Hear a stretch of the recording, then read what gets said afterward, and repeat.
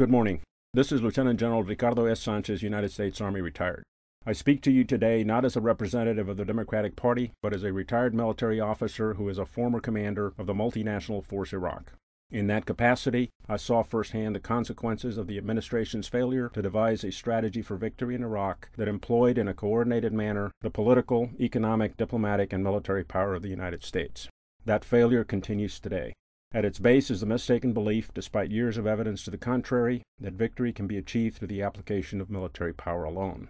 Our Army and Marine Corps will execute as directed, perform magnificently, and never complain. That is the ethic of our warriors, and that is what America expects of them. They will not disappoint us. The keys to securing the future of Iraq are aggressive regional diplomacy, political reconciliation, and economic hope.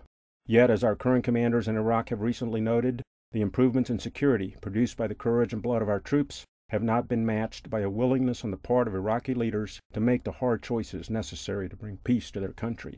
There is no evidence that the Iraqis will choose to do so in the near future or that we have an ability to force that result.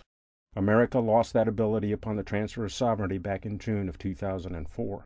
Under the administration's recently announced plan, U.S. force levels in Iraq in July of 2008 will be at about the same level they were in November 2006, when the American people demanded a change in direction in our Iraq policy. Our Army and Marine Corps are struggling with changing deployment schedules that are disrupting combat readiness training and straining the patience and daily lives of military families. It will take the Army at least a decade to repair the damage done to its full-spectrum readiness, which is at its lowest level since the Vietnam War. In the meantime, the ability of our military to fully execute our national security strategy will be called into doubt, producing what is, in my judgment, unacceptable strategic risk. Although we cannot withdraw precipitously from Iraq, we must move rapidly to minimize our force presence. Shifting the primary mission of our troops away from combat will lead to a smaller U.S. military presence and a greater obligation on the part of the Iraqis to take the lead in solving their country's problems. Having fewer American troops in Iraq will also allow us to devote more resources to refit our ground forces to respond to different contingencies in other parts of the world. However, for as long as we have troops in Iraq, the American people must insist that our deploying men and women are properly trained and properly equipped for the missions they will be asked to perform. The funding bill passed by the House of Representatives last week with a bipartisan vote makes the proper preparation of our deploying troops a priority and requires the type of shift in their mission that will allow their numbers to be reduced substantially. Furthermore, the bill puts America on the path to regaining our moral authority by requiring all government employees to abide by the Army Field Manual on Interrogations, which is in compliance with the Geneva Conventions.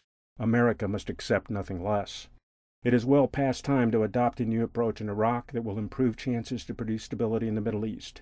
I urge our political leaders to put aside partisan considerations and unite to lessen the burden our troops and their families have been under for nearly 5 years now. Strengthening America's security is a burden that must be shared by all Americans.